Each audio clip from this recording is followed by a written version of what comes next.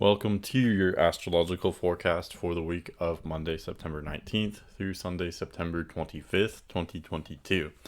This week, the main event is, of course, the fall equinox. At least in the northern hemisphere, it's the fall equinox. So this begins the fall season. It also begins Libra. So Sun will be entering Libra on that same day.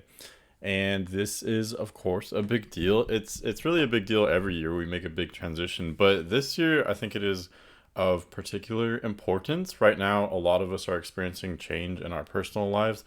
And as we start to get those cooler temperatures in the northern hemisphere, in those northern latitudes, we'll actually start to crank up the heat a little bit, very gradually, on a more like astrological kind of level, if that makes sense. So, over this next month or so, the intensity is gradually going to start creeping in. This will become even more apparent once the sun enters Scorpio 1 month from now. But as of right now, we have left this Virgo season. So I talked about that a lot the last month or so. This has all been about preparation and integration. And this will continue, especially because Mercury retrograde is actually going to go backward and leave Libra and re-enter Virgo this week. So Mercury has some unfinished business there. This means that we all maybe we're not done preparing mentally and emotionally, getting our stuff together before this intensity kind of creeps in, if that makes sense. So another way of saying it is that we're all experiencing a lot of change in our personal lives, and there's a lot of change in the world right now. But we're just in the not even the beginning stages. We're kind of before before the beginning of this really intense change that's really about to happen, just kind of around the corner. So we're just kind of putting all the pieces together, preparing for that. One other thing that's happening this week, we will have a new moon in Libra. So pretty much right after the sun enters Libra, we'll have a new moon at 2 degrees Libra. So this is going to kickstart the Libra season even more so. So we're, leaving the heavy, earthy Virgo vibes, moving into Libra where things become a lot more kind of light and kind of more detached. Libra is not a particularly emotional sign. It's more kind of cerebral in nature. So it just wants to explore different energies and ideas. Libra loves, connecting with different people and connecting with different energies and ideas. That's what, Libra is all about. So we can all experience this as we get into the fall season here. But yeah, let me start off this forecast and go day by day. So starting out, we start on Monday, September 19th. And I actually really like this. It's kind of a more laid back sort of vibe, So, if anything, it could be maybe a little bit sleepy for a Monday, but generally, I think this looks pretty good for everyone. Of course, if you want to know how this will affect you specifically, you have to look to where these planets fall in your chart, particularly the Sun and the Moon. So right now, Sun is still in Virgo, Moon is in Cancer, and these two signs of Virgo and Cancer, they sextile one another. So this is a harmonious, easy relationship that the Sun and the Moon have together. Both Virgo and Cancer are kind of heavy energies. They're kind of more slow and a little bit more sensitive, more attentive to the details. Virgo is, of course, a focus that's more like mentally or cerebrally oriented. Cancer is more emotional, but together they actually have a lot in common as well. So this looks like it's a really beautiful aspect between the sun and the moon. The moon is sextiling, or it's beginning to come within orb of a waning sextile to the sun. So if you see the moon, it'll be a sort of waning crescent right now in the sky. So yeah, this is, really harmonious energy. We may be a little bit more sensitive, but not so much in a bad way, just more kind of intuitive or picking up on, details or vibes, things of that nature.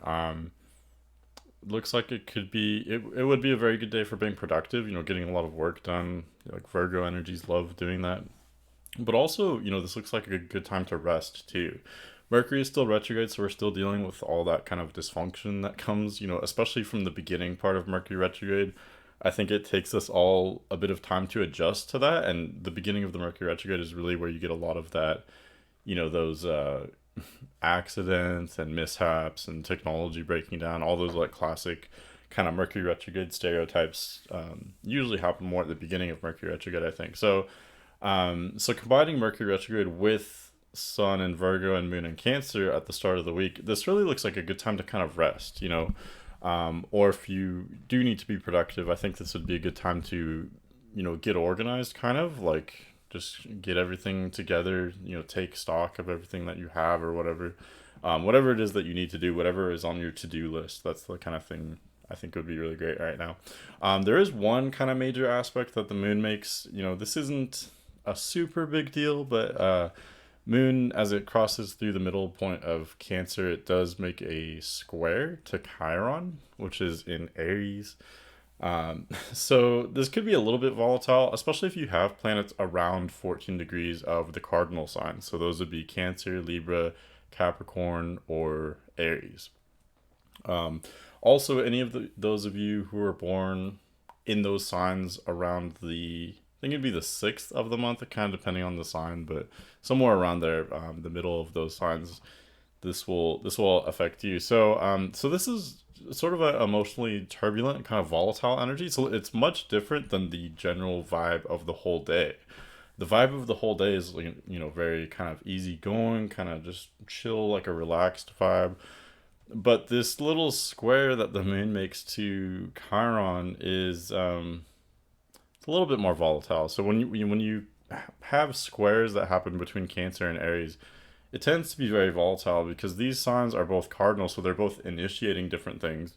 They're also water and fire, so these are the more emotional, the more passionate elements. But they're initiating things in a very different way. Cancer wants to kind of go slow, take its time, especially, it's the moon that's there. Lunar energies are more kind of sensitive and soft. They like to, be a little bit on the conservative side. But we're mixing that with Chiron and Aries, which is this, very. Chiron and Aries is having us all be very passionate about explaining like where we come from and, demanding understanding, if that makes sense. And so a lot of therapeutic things can happen from that, but also some kind of destruction can come along with that too if we are a little bit too abrasive about, speaking our truth but not listening to others. So when we mix that with this very emotional kind of moon and Cancer energy, I think this could be a little bit volatile.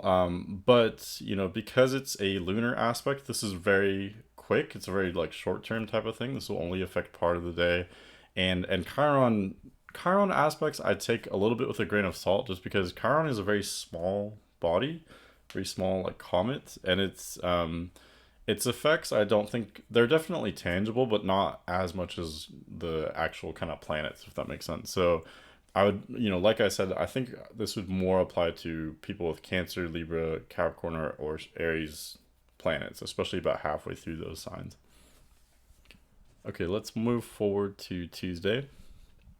So Tuesday, September 20th, Moon will actually already leave Cancer and enter Leo, looks like in the latter half of the day, Eastern Standard Time. So this does definitely change things. The moon is entering Leo, which is, definitely a more outgoing, warm, energetic sign compared to Cancer, but the moon is also kind of wrapping up its cycle. It's beginning to approach the sun. It's only, less than 2 signs away from the sun at this point. So this is a little bit of a contradiction because moon in Leo is typically a time where we're more outgoing and, more kind of jovial. But because the moon is, losing light each day and each night, it's becoming a more of a sliver at this point. That would indicate that the energy is more focused on the subconscious right now. So we may be a little bit less active, but we may be more active kind of in our minds or in our dreams. We may be, it's more of like a rest period, if that makes sense. I think this is especially true since Mercury is retrograde. So, if you're kind of pushing yourself to be very productive right now, it would be extra dysfunctional, I think. Or I don't know. It's interesting though, because they say you're not supposed to initiate things during Mercury retrograde, but there's so much change happening right now. And I think part of that is Mercury retrograde at the same time. There's a lot of changes that are coming about. And sometimes we do have to initiate things during Mercury retrograde, but so it's kind of a mixed bag. It's hard to say exactly, especially with Moon in Leo now. We are focusing more on how we feel. This kind of begins with Moon in Cancer at the beginning of the week. We're definitely very sure of how we feel.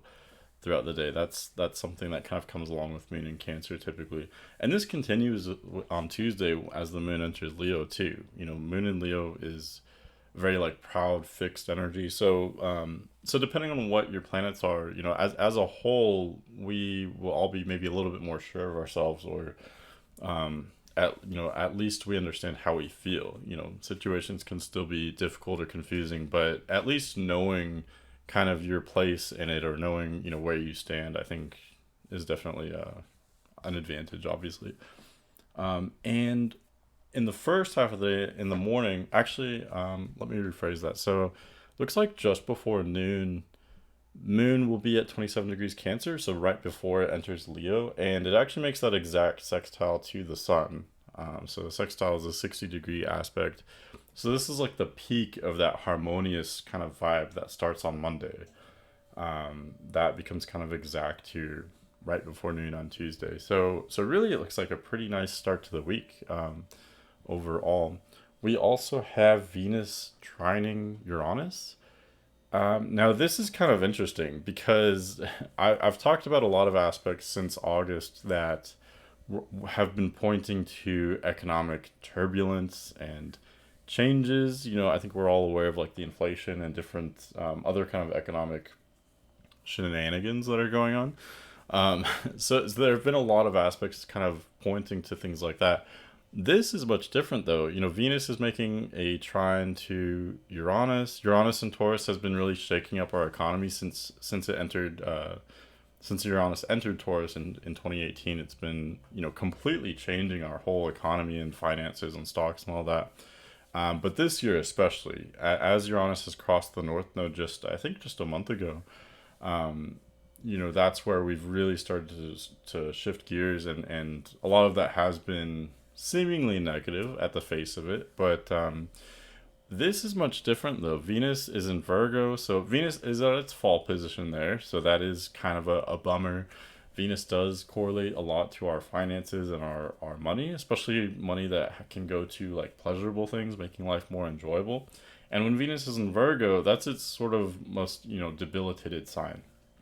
So that can point to economic hardship a little bit, because our Venus, which typically bestows on us abundance and pleasure, she's not her normal kind of self right now. She's in Virgo, so things are more refined and more moderate. Things are more specific. It's not the best sign for Venus if you want just overwhelming joy and abundance, if that makes sense.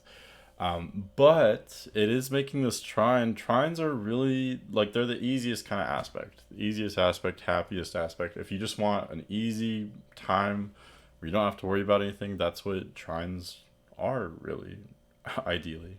And Venus is in Virgo. Both Virgo and Taurus deal with money, and they have themes which pertain to our resources, money, how we handle um, not only money but also our time, our energy, really, any kind of resource you can imagine. So this looks basically like some kind of positive change with our finances or with the economy, dare I say. So this is, I don't know, it seems kind of bittersweet though, because Venus is still, debilitated, like I said. So, maybe there's this kind of bittersweet moment, or this moment where we can maybe be more resourceful and have maybe a surprising uptick in the flow of things, the flow of our abundance and such. This could also be positive changes, like changes. I want to be more specific. I hate using words like positive or negative. At least with these forecasts, but by positive I mean, like, there could be some unexpected abundance, or maybe realizing we have a little bit more than we thought we did. I don't know, maybe the inflation just cutting back a little bit. I'm not sure exactly, but it looks like something kind of positive with our finances can also apply to our personal relationships as well. And again, like I always say, for your specific situation, you really need to take into account your personal chart. But for us all as a whole, this could be positive for money and relationships. It's kind of funny. Venus ends up being about both, I think. But yeah, that's kind of a funny, definitely a good aspect overall on Tuesday. Going forward to Wednesday, September 21st. So very early in the day, Moon trines Jupiter. Moon is still, cruising through Leo, and early in the day, it trines Jupiter. When Moon is at 4 degrees Leo, it will trine Jupiter, which is at 4 degrees Aries. So this is really beautiful, just because Moon in Leo and Jupiter in Aries are both such, warm, open, expansive type of energies. Um, and this also means that the energies of Jupiter are kind of infused into the Moon a little bit. So, so to kind of boil that down, so that basically that means like there's this kind of jovial, like open, warm, optimistic energy that we can all feel a little bit on Wednesday morning. So definitely some good stuff. We also have a pretty big kind of mix going on. Sun is in Virgo, Moon is in Leo. These signs are very different.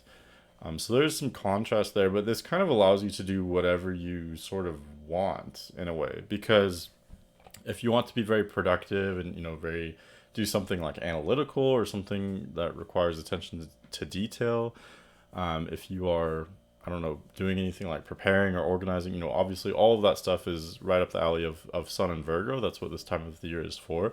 But right now with Moon and Leo, this is a more warm, kind of fun energy. So if you're also wanting to, do something entertaining or just kind of relax and treat yourself, or do anything kind of physical, that's Moon and Leo kind of aligns with that. So really there's a wide array of things we can do that would align with either Sun and Virgo, Moon and Leo, or both. These signs together, I think engaging in really physical activities is especially good with these two pairings here, with this pairing, because both Virgo and Leo, kind of like physical activities. So like, anything where you're enjoying like good food or preparing good food, or going, exercising, going on a walk, spending time in nature, things like that. But yeah, that aspect between the Moon and Jupiter, I think will just create kind of a sunny disposition for a lot of us on Wednesday morning. So that just looks kind of nice. Definitely a nice way to start the day on Wednesday. Okay, going forward to Thursday, September 22nd. So this is where the sun actually will enter Libra. It does so in the latter half of the day, Eastern Standard Time. And this gets really interesting. So obviously, the most interesting part about Sun entering Libra, this is not only Libra season, it's also the fall equinox, beginning of fall. This is it's one of 2 days of the year where the entire world has exactly 12 hours of daylight and 12 hours of darkness. So there's a lot of meaning there. The whole world is kind of on the same page, during an equinox. We're going in different directions because the northern hemisphere is entering fall and the southern hemisphere is entering spring, but at least for this one day we're kind of unified on that level. There's this kind of equality and balance that comes about with equinoxes. This is also a huge transition point too. In astrology we're leaving the first half of the zodiac and we're entering the second half. First half has a lot more to do with themes revolving around like the self. First half of the zodiac we're kind of just realizing our own identity and then kind of branching out to the areas immediately surrounding our identity. So like, our home, our family, I don't know, how do we support ourselves, all of that kind of stuff is like, first half of the zodiac. As we enter Libra, there's this huge shift, focusing on other people, not just people within our immediate like home and vicinity, but branching out into people from maybe different backgrounds too. Libra becomes a lot about like romantic relationships. It's like the dating kind of scene. That's like what Libra's all about. Meeting new people, seeing what they're about, that type of thing. Libra also has a lot to do with like justice and things like that. So there's a lot more focus on the world and society. How do things start to work? That's what Libra. That's what Libra initiates, but that's what continues through the second half of the zodiac as well. Not focusing so much just on your immediate self, but also incorporating more of an awareness on society, the world, things of that nature. Okay, but the reason also why this is so interesting is because as the sun is entering Libra, Mercury is going the other direction. It's retrograde, going backwards. So it's actually about to leave Libra and enter Virgo. So they actually will meet pretty much. They'll meet at 0 degrees Libra. Technically, that happens on Friday, but Thursday, I just think it's interesting when the Sun enters Libra. It's already very close to passing Mercury, so they'll pass each other very quickly since they're going in different directions, kind of doing like a drive by with each other. Um, so so kind of to unpack this, not only are we entering this new phase of Libra, um, but also, I think we're reaching a turning point with that kind of preparation that I've been talking about for months, and also a lot of this change that's been going on in our personal lives. There could be kind of a plot twist here, or moving into kind of a new chapter, some kind of new beginning.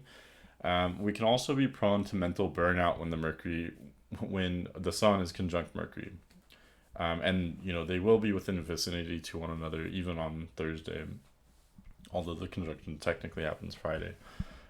So I would say maybe just avoid doing anything too analytical or anything requiring like too much attention to detail, or if you do have to do things like that, just take breaks, be extra thorough, because again, not only do we have Mercury retrograde, we also have Mercury conjunct the Sun.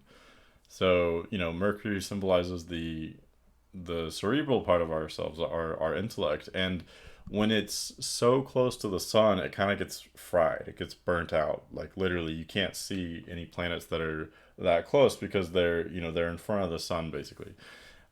So it's almost like a I'm picturing like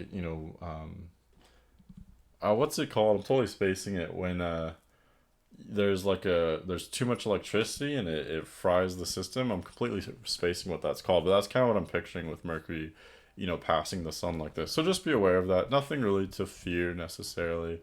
But again, it's never a bad idea to be extra thorough, I think, with things, especially little details and things of that nature.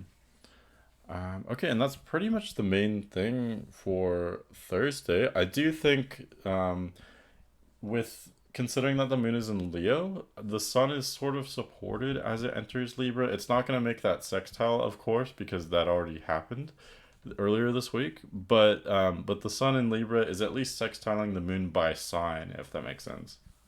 Um, Libra and Leo are signs that work very well together. There's an easy kind of flow here.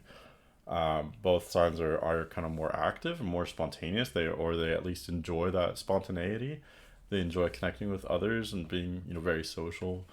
So that's kind of the focus, I guess, on Thursday. So yeah, really, there is some dysfunction with Mercury retrograde and all that, but um, ideally Mercury retrograde, and this is especially relevant on Thursday with the Sun conjunct Mercury. But Mercury retrograde is really just a time of rest, basically. If we can rest and integrate and allow ourselves to just process things and kind of ponder or reflect, that's kind of what it's all about. It's extra easy and rewarding connecting to our own kind of subconscious when Mercury's retrograde. So it's a great time for being like creative, artistic, for like writing or reading too. Anything more like passive in nature where you're more active in your mind than physically, if that makes sense. Um, or even if you are physically active, if you can at least do something more like relaxing in nature, if that makes sense. Something where you can kind of zone out, so to speak. That's kind of most ideal with this energy here. But yeah, but overall looks like a good day. The only dysfunction from Mercury retrograde comes when we're being very productive, and of course we have to be in this world, but there is, it's not all bad. That's kind of what I'm trying to say. Overall, I think it could definitely be a good day here, with Sun in Libra and Moon in Leo. Okay, let's go forward to Friday, September 23rd. Okay, so this is where technically Mercury retrograde, well, first it will conjoin the Sun at 0 degrees Libra, and then pretty much immediately after, Mercury will leave Libra and enter Virgo again. It's always kind of funny well, two things are always kind of funny here. One is it's always really interesting when two planets conjoin at 0 degrees of a sign. It's also really interesting when a planet retrogrades and goes back into the sign it was previously because, I think we kind of thought we were done with Mercury and Virgo. We were very analytical and like organizing things, as a whole, collectively. We did that for a while and we moved on. Mercury went into Libra, so then the focus became more on other people, more social in nature, more detached. But now we're going back there. So I think this is really just a sign that we're not done preparing and organizing. A lot of that can be physical, like physically, preparing and, making sure we know what we're doing with our budget, we know what's going on with our lives and things like that. But a lot of it is emotional too. What kind of unfinished baggage do you have? Or is there anything that you've been neglecting in your life or kind of just missing or not really fully I'm thinking of like soaking it up or like, understanding it. That's really common, before Mercury goes retrograde, things are typically moving very quickly. And so sometimes there are things happening in our lives that we're not really fully understanding or absorbing. Things going on that, our consciousness just isn't there fully. So when Mercury goes retrograde, that's when we kind of clue in and realize what we were missing before.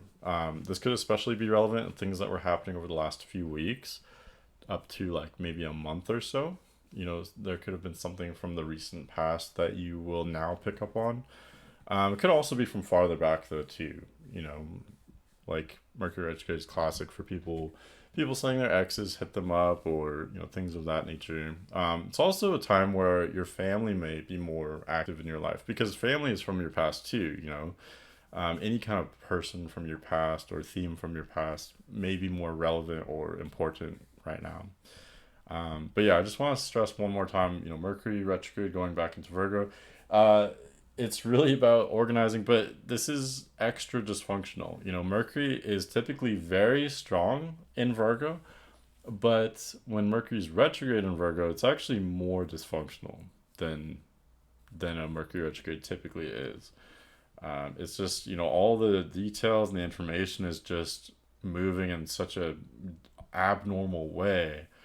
It gets very interesting for sure. But I would just stress that this is about organization and planning, organizing on a soulful level as well as like physically in our kind of mundane reality too. And this is just really important because things are going to heat up later in Libra, but especially once the sun enters Scorpio. So a couple months from now, late October, going into early November, that's when things are going to be really intense. That'll be like the test kind of. It's almost like right now we're studying, we're like in a class or something because I feel like astrology and like life in general is always like a class. We're always like learning things, I guess. Especially if you're listening to this, you probably view it at least a little bit that way too. You're wanting to learn from stuff like this. So yeah, right now we're studying basically. We're learning, we're studying. Come November, like early November, that's when the test is going to be. So in a way, it will be a relief because in a way the hard work is over because you don't have to prepare then. You kind of just show up and give it what you have, and that's kind of it. It's that simple. But yeah, right now we're kind of doing the work, doing the preparation, physically, literally, but also soulfully, emotionally, etc. Okay, yeah, really, really wild stuff. Going forward to Saturday, September 24th, Venus opposes Neptune today. So Venus at 24 degrees Virgo. It looks like just before that actually. So Venus at 23 degrees Virgo opposes Neptune at 23 degrees Pisces. Okay, okay. This is a little bit, I'm a little wary for this one. A lot of people say Saturn is a hard planet to deal with. I would actually say Neptune is the hardest. That's my personal opinion. That probably has to do with my own astrology, at least partially. But Neptune is difficult. Neptune aspects are difficult. The reason why is because with when we have especially like oppositions like this to Neptune, sometimes situations can emerge that are problematic, but they're confusing. You don't even know, sometimes you don't even know if there's a problem. You're not sure, but then even once you do, you're not sure exactly what the problem is. What is the nature of this issue? That is hard to understand. And if you don't know that, then you definitely don't know, like, what should we do about it? How do we fix this? With other energies like Saturn, you at least know what you need to do. It may be very challenging, but it's also simple. It's straightforward. You know what the issue is. You know what you have to do. So yeah, Neptune oppositions can be confusing. It becomes especially, a little bit, I don't want to say concerning. There's no point like stressing about any of this, but could be a little bit turbulent just with, Venus is again in her fall status in Virgo. This is a very difficult placement for Venus. So Venus making this opposition to Neptune, it's almost like this kind of like fight. Venus and Neptune are connecting, but they're connecting in a way where they're opposing, they're clashing. And in this, Neptune definitely has the upper hand. Neptune is in domicile in Pisces. Neptune is very strong. So, the fantasy and the dream world, the intuition, the spirituality, all that's great stuff. All that's really powerful, really strong with Neptune and Pisces. But it's clashing against our abundance and our desire, our pleasure, our money, our relationships, especially romantic relationships.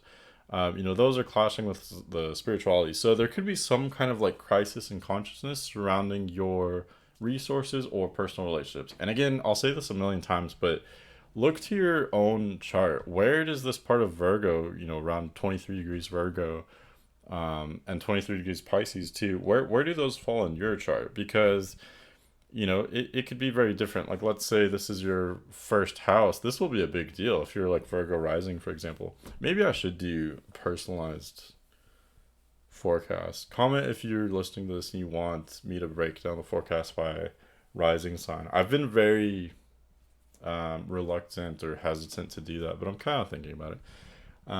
But if you're Virgo rising, this would be a very big deal for you. That you're gonna feel this very literally. Like, it will be you that is changing, that's having this kind of crisis in consciousness. But let's say this is your fourth house, then this would be your family. There's some kind of, change in abundance with your home or family. So something with your house, or maybe someone in your family that you live with could be having a change in their circumstances. But yeah, it looks like a sort of crisis in consciousness. Neptune aspects, especially oppositions like this, can make us a little loony, a little loopy. It's hard to understand reality. So yeah, kind of difficult situations there. I'm trying to think of a silver lining here. Really, I think the only silver lining with an aspect like this is once you come out of it, you'll be stronger. That's really it. It's like, there's some kind of crisis in consciousness with how we support ourselves, with how we, find pleasure, especially in like the day to day, which, Virgo is the day to day. How do we enjoy ourselves? How do we, invest our resources accurately? There's gonna be some kind of crisis in consciousness in there, some kind of misunderstanding, or maybe disappointment. Expecting one thing, but then it turns out to be a different way. But coming out of this, once, let's say 2 days from now, once Venus is out of orb with this, within like 2 to 3 days, then our understanding of reality, in this area that was just affected will be stronger, only because we lost that understanding and then gained it back again. And by doing so, you actually gain a better understanding than if you hadn't gone through that process at all. That's really the silver lining there. But yeah, I'm gonna move on. But that's pretty much it for Saturday. That's the main event. This will be especially, relevant to you if you have planets around 23 degrees Virgo, Pisces, or Gemini or Sagittarius as well. And I think this will be especially powerful or potent later in the day, Eastern Standard Time, because the moon will cross over the Venus as Venus is opposing Neptune. In other words, the moon and Venus will oppose Neptune at the same time in the evening, Eastern Standard Time. So this just means that this is extra potent. Our focus is there. We're really feeling this emotionally as well. And this will look different for all of us depending on our own charts, but for all of us, there's some kind of clash, some kind of craziness, mental instability, or things of that nature. I'm gonna move on though. Yeah, let's move forward to Sunday, September 25th. So now the moon leaves Virgo and enters Libra, and in the same day, moon will actually conjoin the sun. So this is a new moon. New moons are basically just conjunctions between the moon and the sun. So this new moon doesn't really aspect anything. It does oppose Jupiter though. I guess that's the one aspect, and it's a pretty tight aspect. The new moon is at 2 degrees Libra. It's opposing Jupiter, which is at 3 degrees Aries. So I'll kind of break that down. I guess the Aries Libra axis really has to do with the balancing of your own needs with the needs of other people, especially in like partnerships, one-on-one interactions and relationships. How do you honor yourself but also honor the other person too? Honor someone else's truth but also honor your truth, and ideally not have to compromise, but wholly honor both of your feelings, thoughts, expectations, whatever, at the same time. How do you manage those needs? That's where Libra gets a little bit complicated, because it's not just about yourself anymore. It's not even just about your family, but it's about people who may have a completely different kind of background. They may be from some other area, or you don't really know. It's like a stranger, I guess.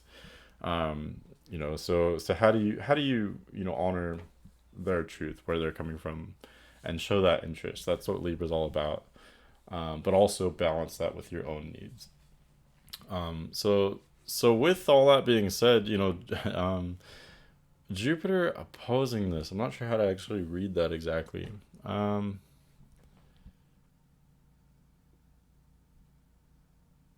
I think so. We would all be more aware of the Jupiter energy. Jupiter has been in Aries, so it's making us all more expansive with our own identities, our own self-expression. There's like more fire there. It's almost like we have like a shared fire. We're all more open and outgoing a little bit since Jupiter has entered Aries. This is just a small taste of what we will get a lot of later in this decade, by the way. A little bit of yang energy. So as we get this new moon in Libra, this new beginning where we're focusing on other people and ideas and information, where we're becoming a little bit more lighter, a little bit more detached, not taking things too seriously, really. Um, I think this is also shedding some light on this recent expansive energy that has happened with our own identities and self-expression. I don't know if that makes any sense, but that's kind of how I'm seeing this a little bit. Otherwise, as for what you'll be experiencing on this day, though, like the kind of vibe of it, I think this looks pretty relaxing. Sun is at fall in Libra, so this is a more, we feel kind of out of our element a little bit, especially, Sun and Venus are both in their fall positions. They're both debilitated. Mercury is now exalted, though, in Virgo. It is retrograde, so that's a little bit different, but, the intellectual energy is although it's dysfunctional in the sense that it's going in a very different way than what we're used to, but it is strong. I think that's what makes Mercury retrograde actually more dysfunctional in Virgo, because now Mercury retrograde is extra strong, if that makes sense.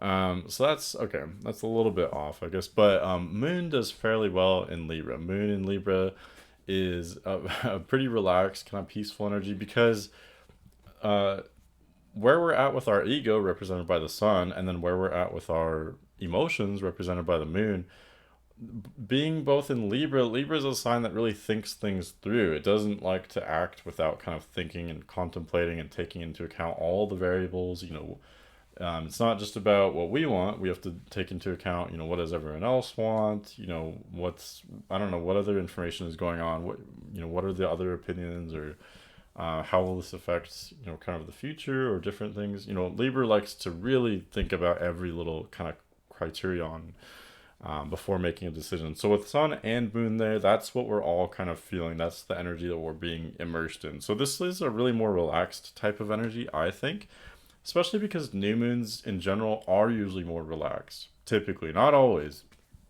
Usually, though, the new moon it's a time where the moon is not visible in the sky. So it's almost like the energy of the moon is kind of MIA. You could kind of contrast this from like a full moon where there's lots of, there could be maybe like party type of energy, like a lot of fun, but there can also be a lot of accidents. Everyone's just kind of crazy. All that is way toned back on a day like this where there's a new moon. That energy, that like kind of lunar, like lunatic energy just isn't there. We're more just relaxed. And this is because that the this part of the lunar cycle is really, it's more focused on the non-physical. So that's where the changes are, that's where the energy is, that's where the new beginning is. It's all in the ether, in our in our dreams, or we may be inspired to do something new or make some change, but we haven't even begun to implement that yet. The new moon is a new beginning, but it's on the non-physical realm. So we're just getting that inspiration. We're just coming up with an idea. Oh, I could do this differently, or what if I do this, or maybe you'll just meet someone, and or become aware of someone. Be like, oh, what's this thing? What's this person? What's going on with this? You haven't talked to them yet, or you haven't, I don't know, or whatever it is. You haven't started the project yet. You haven't begun the thing, whatever the thing is for you, wherever Libra falls in your chart. You haven't done it yet, but there's that little kind of seed is planted, if that makes sense, on the new moon. And it's very subtle. New moons are typically subtle, but especially in Libra, I think Libra is a sign that has a lot of nuance to it and subtlety as well. Libra is a cardinal sign. It is a leader. It initiates things, but typically Libra initiates indirectly. It leads through other people. Libra is an excellent manipulator because it knows kind of how to move people slightly one way or the other, if that makes sense. So anyway, that's kind of the overall, how Libra works. We are initiating something new, but this may come, kind of sideways or not totally directly. It's more of like a subtle type of thing.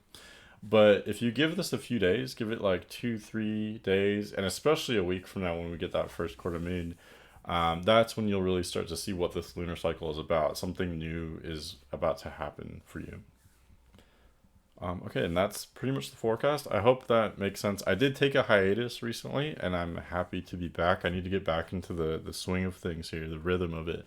But yeah, I'm excited. It's nice to take a break from anything, I think. Any kind of work or job. It's nice to kind of just take a break, reflect. That's what Mercury retrograde is all about. I'm practicing what I preach. I don't do that nearly enough, but I thought it would be a good time. So I'm happy to come back with some like new energy and new ideas and things like that. Next week, Venus does enter Libra, so that will actually be really nice. Venus is in domicile in Libra, so this does look good for our collective, pleasure, desire, relationships, money, things of that nature. So definitely nothing to complain about there. And yeah, and like I said, the thermostat is gonna gradually turn up. I think the main thing that's beginning to happen is all the planets are lining up. You can really see that this week when Sun, Moon, Mercury, and Venus are all within 7 degrees of each other on this day, on Sunday. But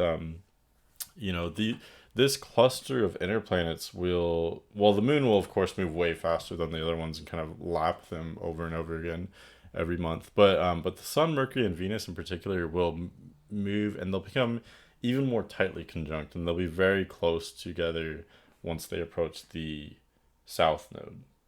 So that's the thing that I've been talking about. That's where I say the intensity is gradually heating up, because for the last several months, the planets have been very scattered. Actually, really for this whole year so far, the planets have been very scattered from each other, and that's where things generally become less intense. Now, that's a huge generalization, and I know there has been some intensity this year. I'm not, ignoring that at all.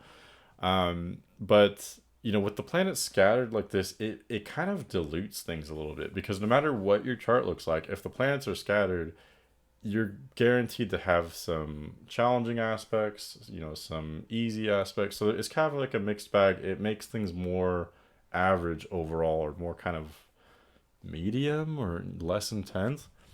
it's really when planets cluster together or they all form, like they all line up for one aspect, that's where things get more intense. So that's what's going to happen, and it will happen during eclipse season too. That's another time when things get intense. So I know I've been sounding like a broken record for the last like 2 to 3 months, but when I say, it's gonna become a little bit more intense, I'm like I have this like warning call. That's what I'm talking about. The planets will line up. They will, the inner planets will cluster around the south node, and they will oppose Uranus at the north node. And Uranus will actually be much closer to the north node then too. So this is a lot of astrological jargon, basically saying shit is gonna hit the fan late October, early November, especially the first week of November.